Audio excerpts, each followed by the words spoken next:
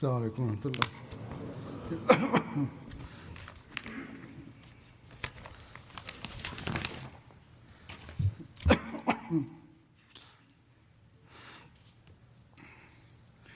أشهد أن لا إله إلا الله وحده لا شريك له وأشهد أن محمدا عبده ورسوله. أما بعد فأعوذ بالله من الشيطان الرجيم. بسم الله الرحمن الرحيم. الحمد لله رب العالمين الرحمن الرحيم مالك يوم الدين. إياك نعبد وإياك نستعين. اهدنا الصراط المستقيم صراط الذين أنعمت عليهم غير المغضوب عليهم ولا الضالين.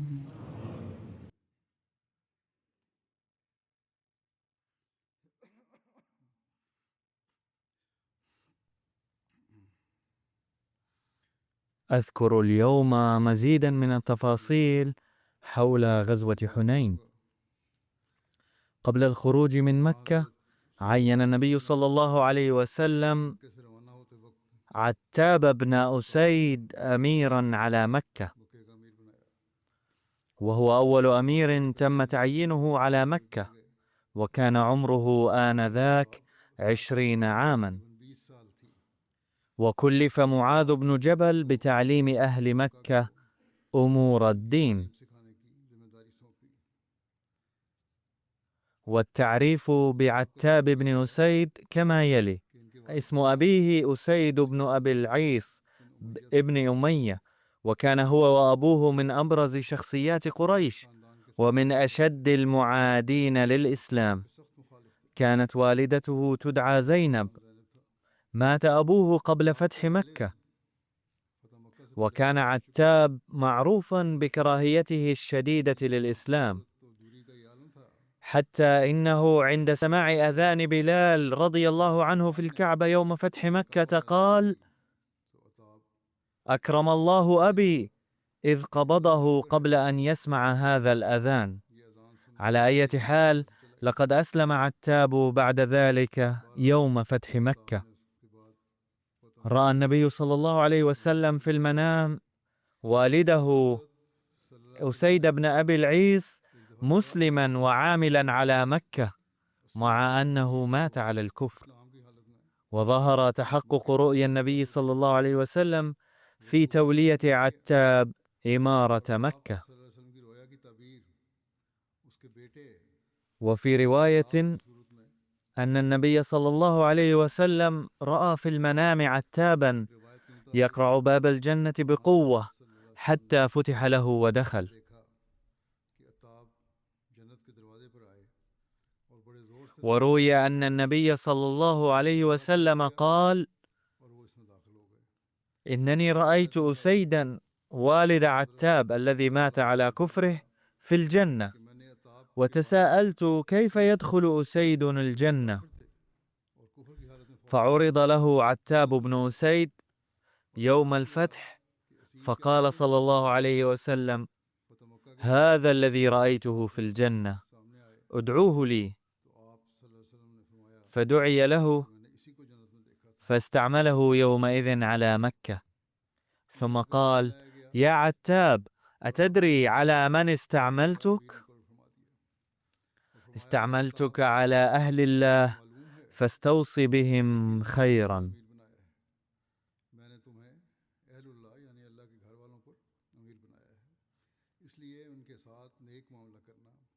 ظل عتاب عاملا على مكة حتى وفاة النبي صلى الله عليه وسلم، وقد وردت روايات مختلفة عن وفاته. قيل إنه كان عاملا على مكة في عهد أبي بكر أيضا، وتوفي في نفس يوم وفاة أبي بكر الصديق رضي الله عنه. وقيل إنه عاش حتى خلافة عمر بن الخطاب رضي الله عنه. لقد ورد عن الخروج من مكة إلى حنين أن النبي صلى الله عليه وسلم خرج لغزوة حنين يوم السبت في 6 من شوال، ووصل إلى حنين في 10 من شوال. يرى ابن كثير أن الخروج كان في 5 من شوال. عندما خرج رسول الله صلى الله عليه وسلم إلى حنين كانت معه زوجتاه أم سلمة وزينب رضي الله عنهما. ورد في بعض الروايات أن أم سلمة وميمونة رضي الله عنهما كانتا معه، لكن الروايات المعتمدة تؤكد أن أم سلمة وزينب رضي الله عنهما كانتا معه.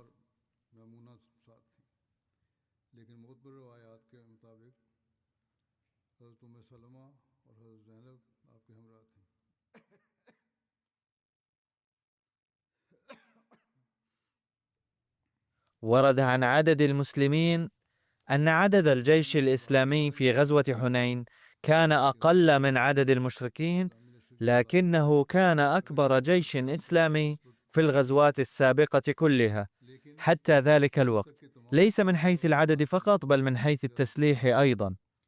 ذكر أئمة المغازي أن رسول الله صلى الله عليه وسلم خرج مع 12,000 مسلم، حيث كان 10,000 من الصحابة من الذين جاءوا معه من المدينة لفتح مكة، وانضم إليه صلى الله عليه وسلم 2,000 من أهل مكة. وردت روايات أخرى تذكر أن عددهم كان 14,000، لكن الروايات الأكثر شيوعا تذكر 12,000، والذين يذكرون 14,000 يعتقدون أن عدد الصحابة القادمين من المدينة كان 12,000 بدلا من 10,000، أما الذين انضموا من أهل مكة فكان عددهم 2,000 كما ذكر.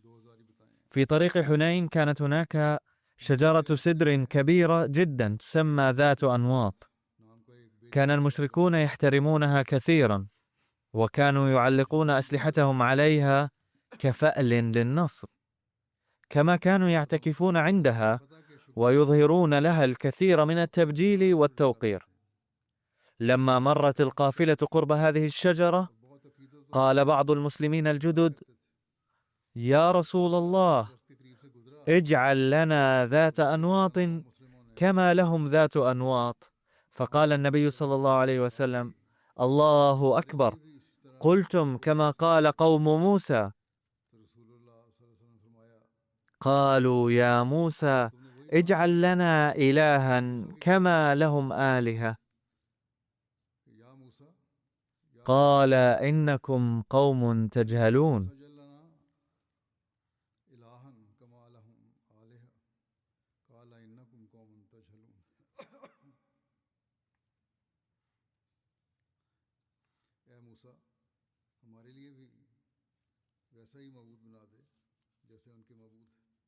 يقول صلى الله عليه وسلم: والذي نفسي بيده لتركبن سنة من كان قبلكم وهذا الذي تفعلونه. كما ذكر سابقا انضم إلى غزوة حنين 2,000 شاب من المسلمين الجدد لم يترسخ الإيمان في قلوبهم بعد، ولم يكن لديهم مهارة حربية كبيرة، ولم يهتموا كثيرا بتجهيز الأسلحة، وكان هؤلاء هم السبب في حدوث الفوضى في حنين، مما تسبب في ارتباك مؤقت وتراجع للمسلمين. كذلك خرج من مكة بعض الأشخاص مع النبي صلى الله عليه وسلم ولم يكونوا مسلمين، منهم فرسان ورجالة، بل وحتى نساء، ولقد انضموا فقط ليروا نتيجة المعركة. كان هدفهم أن يحصلوا على الغنائم إذا انتصر المسلمون، دون أن يهتموا بما قد يصيب النبي صلى الله عليه وسلم أو الصحابة رضوان الله عليهم من أذى أو مشقة. ولقد انضم جزء من هؤلاء كمتفرجين فقط، وكان من بينهم بعض المشركين الذين رافقوا الجيش وهم على شركهم. يذكر أن عدد هؤلاء المشركين كان حوالي 80 شخصا. لذلك أشار بعض كتاب السيرة إلى أن هذه كانت أول معركة يستعين فيها النبي صلى الله عليه وسلم بالمشركين، مع أنه صلى الله عليه وسلم كان يرفض سابقا انضمام أي مشرك إلى القتال، حيث كان يقول: إنا لا نستعين بمشرك.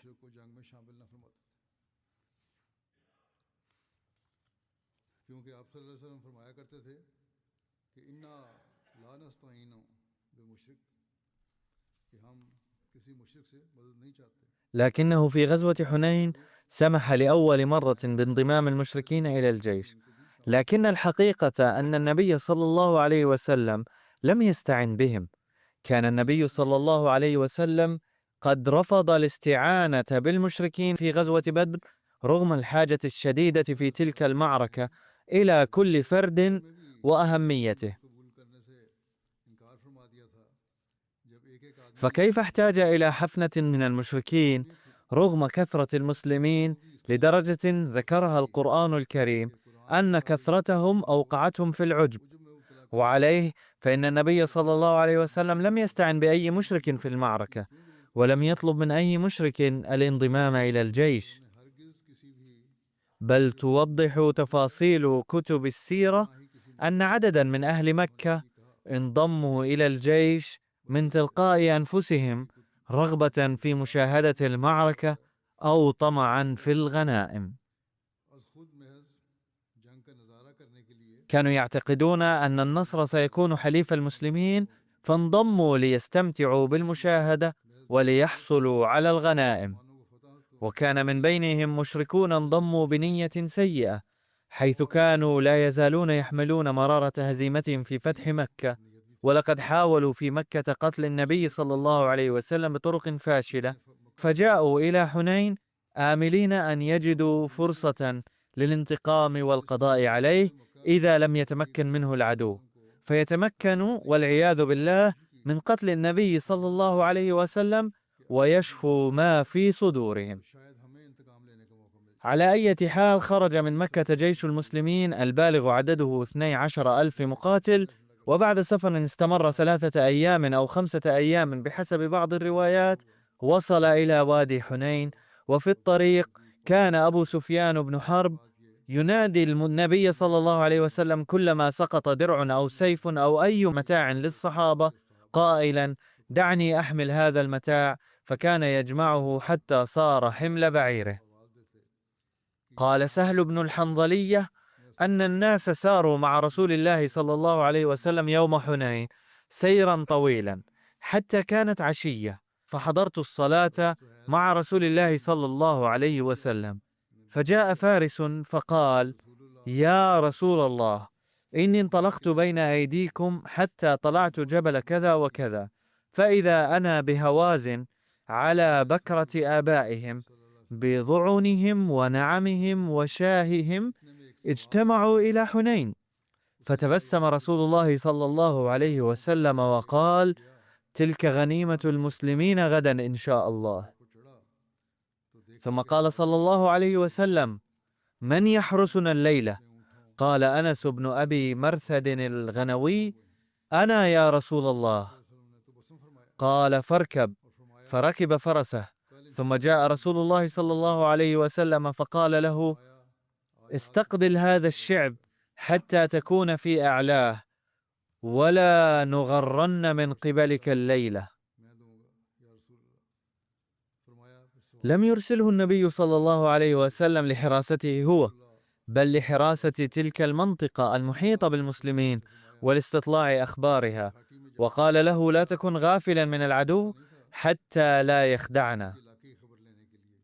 يقول الراوي: فلما أصبحنا خرج رسول الله صلى الله عليه وسلم إلى مصلاه،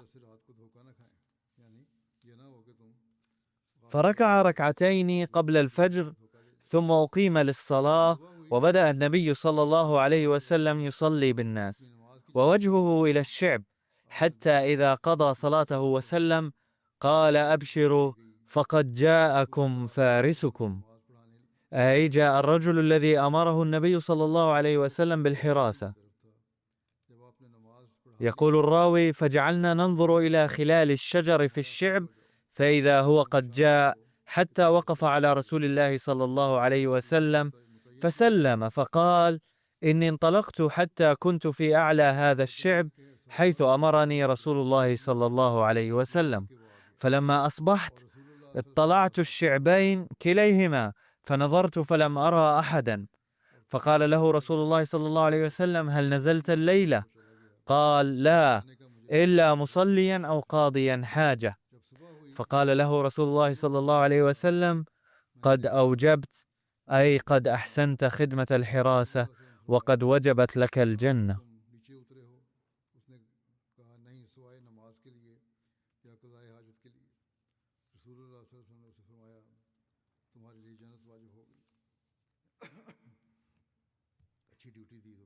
ونجد هناك ذكرى جواسيس المشركين، وبيانه أن رسول الله صلى الله عليه وسلم وصل إلى حنين يوم الثلاثاء في 10 من شوال وقت صلاة العشاء، وكان مالك بن عوف قد بعث 3 نفر من هوازن عيونا، وأمرهم أن يتفرقوا في عسكر المسلمين ويستطلعوا أخبارهم ويخبروه بها مفصلة، ولكنهم لما رجعوا إليه كانوا مذعورين مذهولين جدا.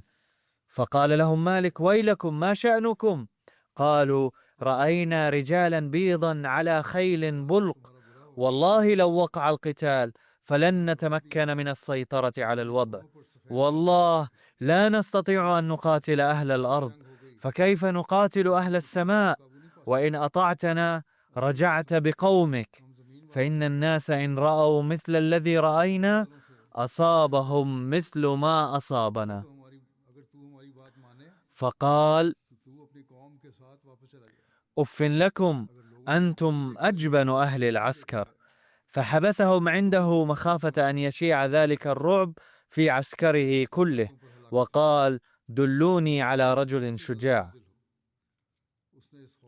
فأجمعوا له على رجل، فخرج الرجل فأرسله مالك، ولكنه رجع إليه سريعا قد أصابه من الخوف نحو ما أصاب من قبله منهم. فقال له مالك: ماذا رأيت؟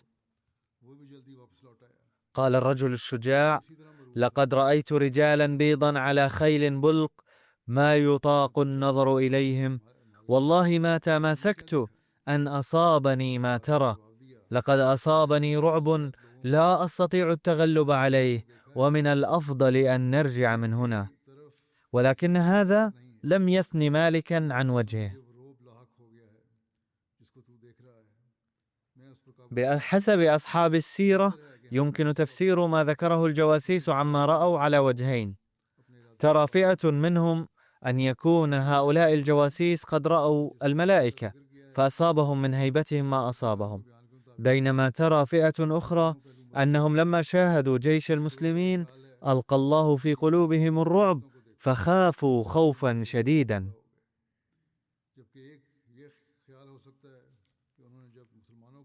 عن أبي سلمة بن الأكوع رضي الله عنه قال: غزونا مع رسول الله صلى الله عليه وسلم هوازن، فجاء رسول الله صلى الله عليه وسلم رجل على جمل أحمر عند الضحى، ونحن نأكل الطعام معه صلى الله عليه وسلم، فأناخ جمله فقيده بحبل ثم تقدم يتغدى مع الصحابة، وفي رواية أنه جعل يتحدث معنا.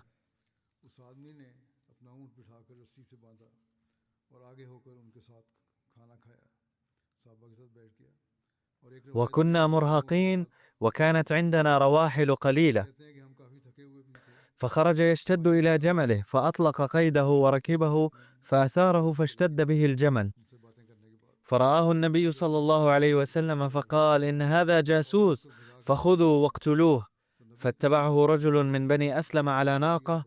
قال سلمة رضي الله عنه: خرجت أشتد وراء الجاسوس على ناقتي، ثم تقدمت حتى أخذت بخطام جمله فأنخته، فلما وضع ركبته على الأرض اخترضت سيفي فضربت رأسه فسقط، ثم أخذت جمله ورحله وسلاحه وجئت رسول الله صلى الله عليه وسلم، فقال للناس: من قتل هذا الرجل؟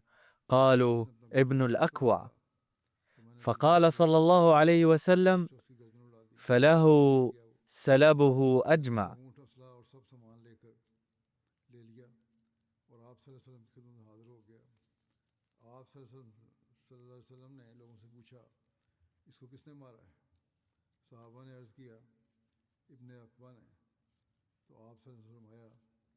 ये सारा सामान भी उसी का है।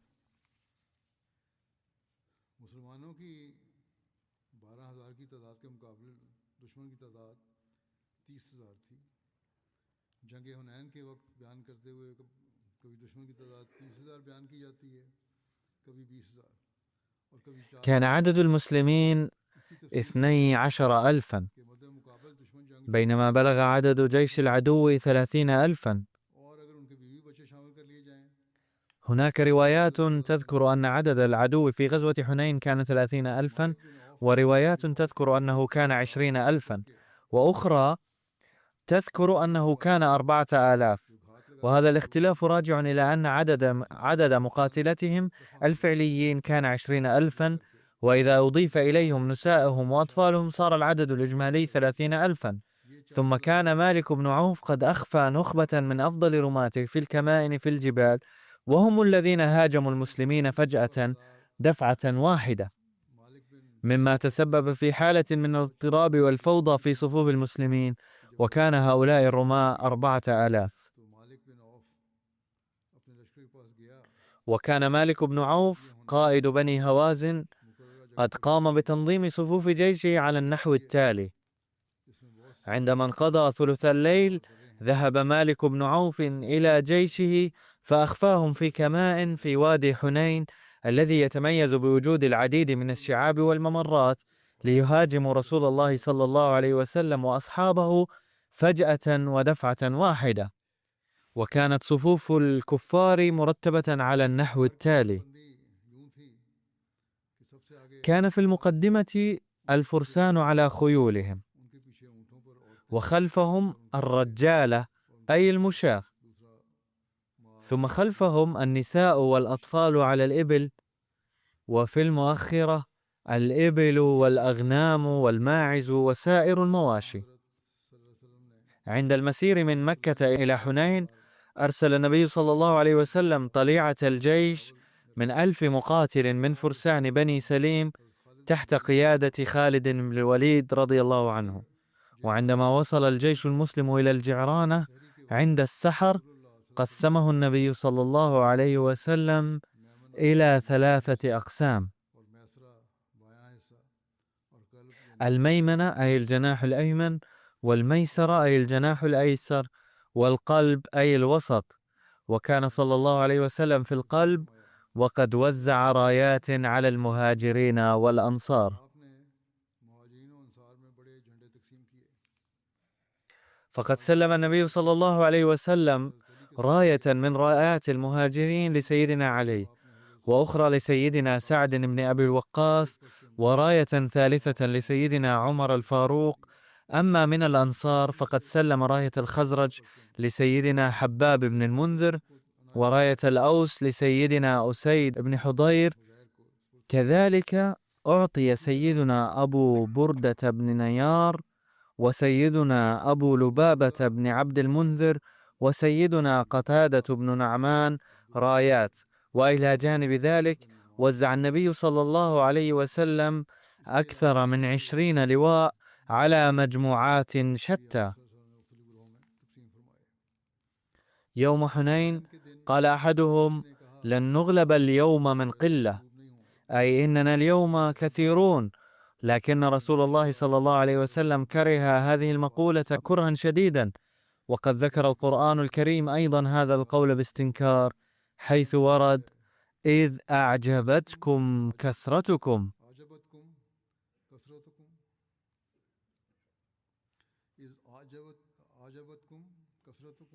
أي قد دفعتكم الكثرة إلى التكبر.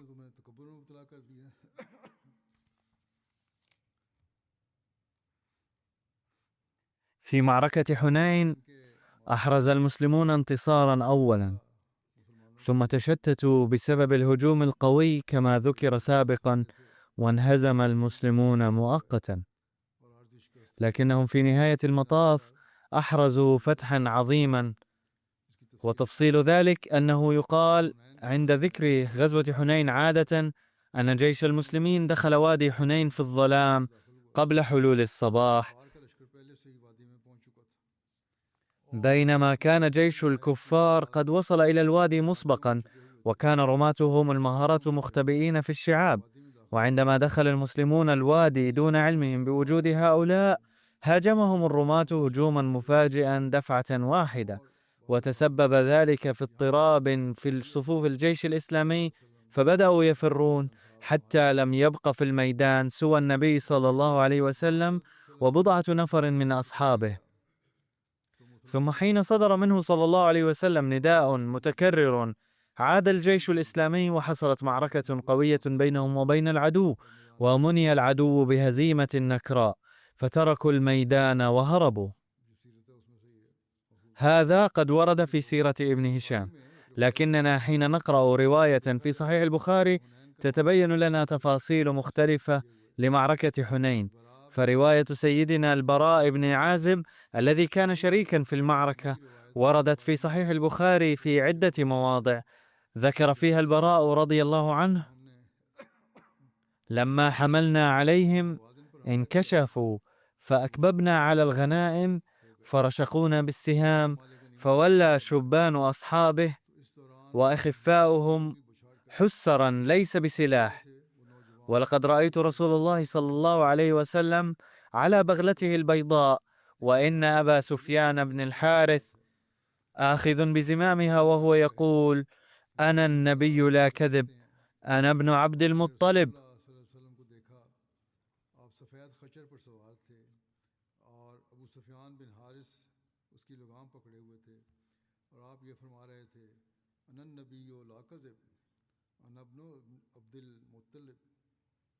إذا استثنينا رواية البخاري فإن معركة حنين تقسم عادة إلى مرحلتين كما يذكر أغلب مؤرخي السيرة.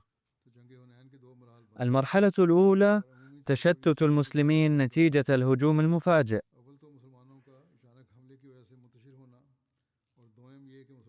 المرحلة الثانية تجمع المسلمين من جديد وهجومهم على العدو وهزيمته. لكننا إذا أسسنا على رواية البخاري وهي تبدو أكثر صوابا، فإن معركة حنين تقسم إلى 3 مراحل. ففي المرحلة الأولى دخل جيش المسلمين وادي حنين دون تردد، فتراجع جيش العدو الذي كان أمامهم باستمرار، وعندما رأى المسلمون تراجع العدو انشغل جزء منهم في جمع الغنائم. في المرحلة الثانية حين رأى 4000 من أفضل رماة مالك بن عوف قائد بني هوازن الذين كان قد أخفاهم في شعاب الوادي دخول جيش المسلمين إلى الوادي، شنوا هجوما مفاجئا بالسهام.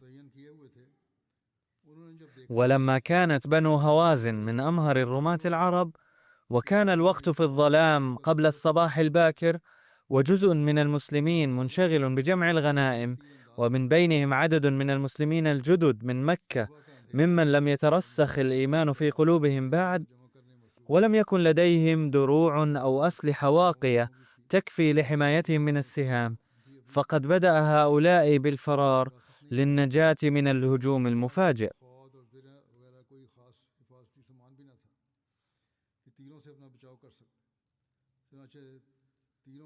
وبما أن الكثيرين كانوا على ظهور الدواب، وعندما بدأوا بالفرار المفاجئ إلى الخلف حدثت بلبلة وفوضى عارمة في الجيش، وبدأت الخيول والجمال تنفر وتتحرك بسرعة في الوادي الضيق، مما تسبب في تدافع الدواب، فداست بعض الأشخاص تحت أقدامها. ونتيجة لهذه الفوضى سقط سيدنا خالد بن الوليد عن جواده جريحا، وتشتت جيش المسلمين. فهذا أيضا قد ورد في أحد كتب السيرة. أما المرحلة الثالثة الحاسمة فتفصيلها في رواية سيدنا أنس بن مالك، حيث قال: أولا زلت أقدام مقدمة الجيش، حيث فرت أولا كتيبة بني سليم، وتبعهم المسلمون الجدد من مكة، ثم تبعهم العامة منهزمين لا يلوون على شيء، وارتفع النقع فما منا أحد يبصر كفه. من أبرز ما يذكر عن جميع الحروب التي خاضها النبي صلى الله عليه وسلم أن ثباته وشجاعته في ميدان المعركة لا مثيل لهما مهما كانت الظروف.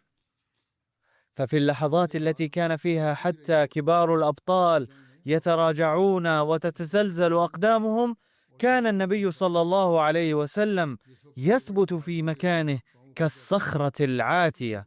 وقد روى أنس بن مالك رضي الله عنه أن رسول الله صلى الله عليه وسلم كان أجمل الناس وأكرمهم وأجودهم وكان أشجع الناس جميعا. يقول سيدنا البراء بن عازب عن معركة حنين: عندما تفرق الجميع وبقي النبي صلى الله عليه وسلم مع عدد قليل من أصحابه وبدأ العدو يتقدم نحوه، ظل يتقدم النبي صلى الله عليه وسلم وحده نحوه وهو يقول بصوت عال: أنا ابن عبد المطلب. يقول الراوي: والله كنا عندما تشتد المعركة نلجأ إلى رسول الله صلى الله عليه وسلم، وكان الأقرب إليه يعد أشجع الناس. وفي هذه المناسبة كانت شجاعة النبي صلى الله عليه وسلم وبسالته على هذا النحو، أنه حين بقي وحده بدأ يدفع بغلته نحو العدو.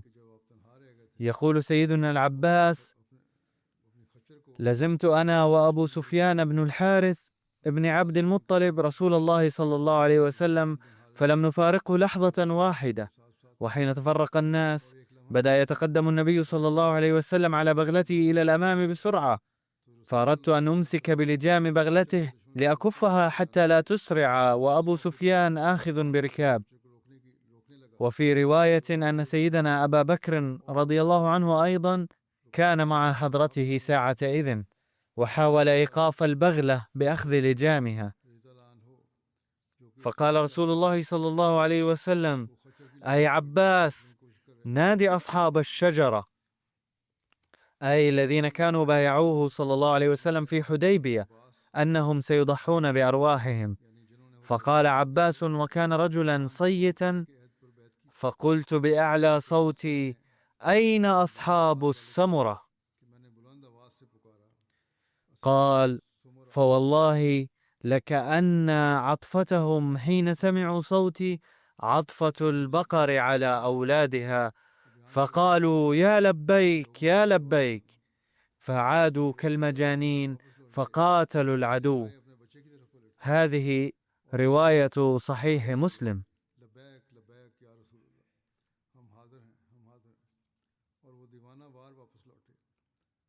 يذكر أنه عندما تفرق جيش المسلمين كان لدى النبي صلى الله عليه وسلم بضعة أشخاص يتراوح عددهم بين 400 إلى 300، وقد يكون سبب هذا الاختلاف في العدد راجعا إلى أن عددا قليلا منهم كانوا بالقرب من النبي صلى الله عليه وسلم، بينما كان آخرون يقاتلون العدو في مواطن مختلفة، وبالتالي كان هناك حوالي 300 مقاتل في ساحة المعركة، أو أن عدد الأشخاص حول النبي صلى الله عليه وسلم كان يختلف من وقت إلى آخر. فمن رأى 3 أو 4 أشخاص ذكر ذلك العدد، ومن رأى 10 أو 12 شخصا ذكر ذلك العدد، ومن رأى أكثر من ذلك ذكر العدد الذي رآه. على أي حال، في وقت من الأوقات لم يبق معه صلى الله عليه وسلم إلا بضعة رجال فقط. وفي رواية قال رجل للبراء: يا أبا عمارة، أفررتم يوم حنين؟ قال: لا والله ما ولى رسول الله صلى الله عليه وسلم، ولكنه خرج شبان أصحابه وأخفاؤهم حسرا ليس عليهم سلاح أو كثير سلاح، فلقوا قوما رماة لا يكاد يسقط لهم سهم، جمع هوازن وبني نصر فرشقوهم رشقا ما يكادون يخطئون، فأقبلوا هناك إلى رسول الله صلى الله عليه وسلم، ورسول الله صلى الله عليه وسلم على بغلته البيضاء، وأبو سفيان بن الحارث ابن عبد المطلب يقود به، فنزل فاستنصر وقال: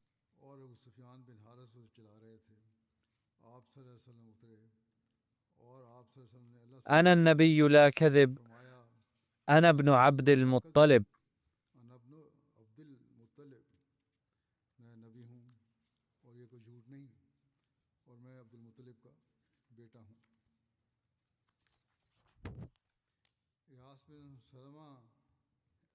وورد في رواية عن إياس بن سلمة عن أبيه قال: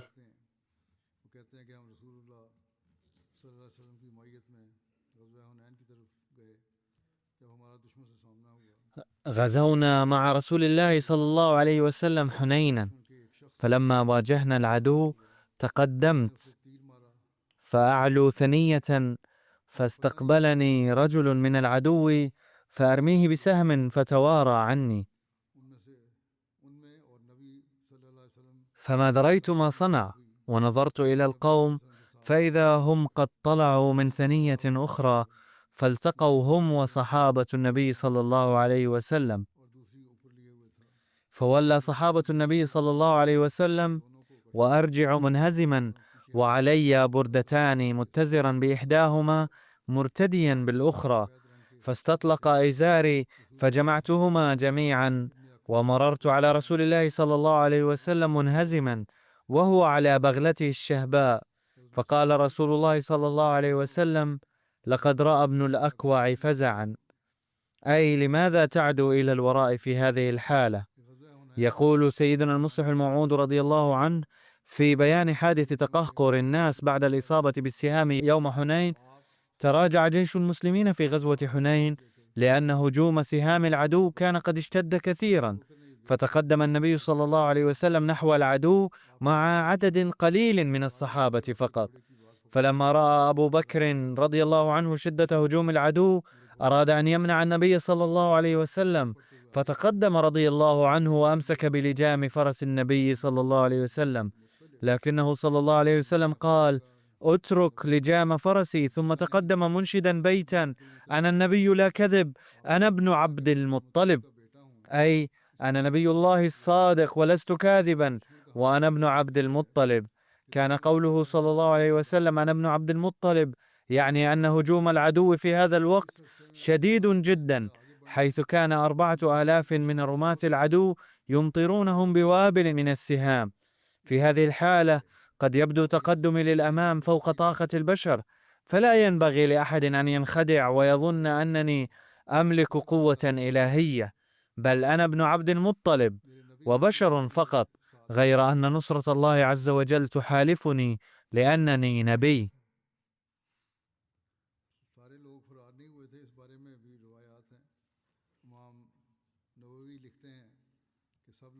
يقول الإمام النووي في بيان عدم فرار جميع الناس: إن الجميع لم يهربوا، بل بدأ بالفرار المنافقون من المؤلفة قلوبهم في مكة، وآخرون من أهل مكة ممن ضموا إلى المعركة ولم يسلموا بعد، وحدثت هذه الهزيمة المفاجئة لأن العدو قام بقصف متزامن بالسهام.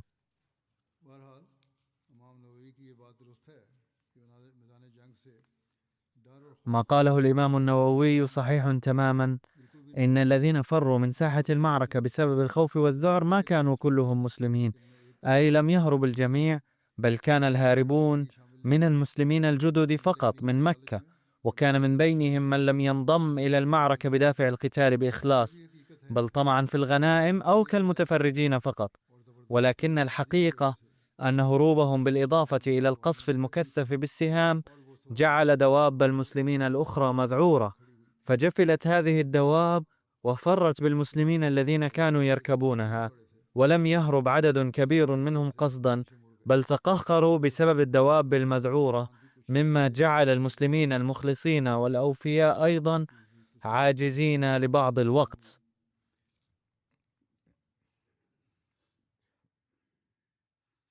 سأبين المزيد من التفاصيل في الخطب القادمة إن شاء الله. لقد بدأت اليوم الجلسة السنوية للجماعة في ألمانيا. يجب على جميع المشاركين فيها أن يدعو الله تعالى أن يوفقهم لتحقيق أهداف الجلسة، وألا يجتمعوا هناك معتبرين الجلسة مجرد مهرجان، بل يجب أن يعاهدوا أنفسهم في هذه الأيام على الاستمرار في التقدم في نموهم العلمي والعملي والروحي، وليسعوا لذلك ويقضوا هذه الأيام في ذكر الله والدعاء بوجه خاص، فليدعوا لأنفسهم وأجيالهم القادمة ولتقدم الجماعة وللاحتماء بحماية الله تعالى من شر كل معارض ولإنهاء شرهم. حمانا الله تعالى جميعا من شرورهم. تحدث في باكستان من حين لآخر أحداث مؤلمة، فندعو الله تعالى أن يبطش بهؤلاء المعارضين عاجلا، وادعو أيضا لسلام العالم بوجه عام. إن العالم يقترب من الهلاك أكثر فأكثر بسبب أعمالهم. ندعو الله عز وجل أن يحمينا من هذا الدمار المخيف. وادعوا لأهل فلسطين أيضا، فقد بلغت الحكومة الإسرائيلية أقصى درجات الظلم والبربرية. يبدو أنهم يريدون محو الفلسطينيين من وجه الأرض كليا. لقد تجاوزوا الظلم بالأطفال والنساء والمسنين والمرضى الأبرياء المظلومين حدوده. هناك مجزرة عامة تحدث في كل مكان، وقد بدأ بعض رجال السياسة والحكومات يرفعون أصواتهم قائلين إن هذا خطأ، توقفوا عن هذا، لكن الحكومة الإسرائيلية غير مستعدة لتستمع لهم أيضا. إن نشوة الثروة والقوة قد وصلت بهم، أي أمريكا وحلفائها، إلى أقصى درجات الكبر والظلم، والحكومات المسلمة لا تحرك ساكنا. فإن لم تستطع فعل شيء فليغيروا على الأقل ما بأنفسهم ويخضعوا لله تعالى حتى يأتي الله سبحانه وتعالى لنصرتهم. ليتهم يعقلون ويفطنون لهذا الأمر. وأضف إلى ذلك أن المسلمين يظلمون المسلمين. ندعو الله تعالى أن يمنعهم أيضا من هذا الظلم. اليوم هذا واجبنا نحن الأحمديين، أن نرفع أصواتنا ضد كل هذه المظالم حيثما أمكن، وخاصة أن ندعو بألم القلب. وفقنا الله تعالى لذلك.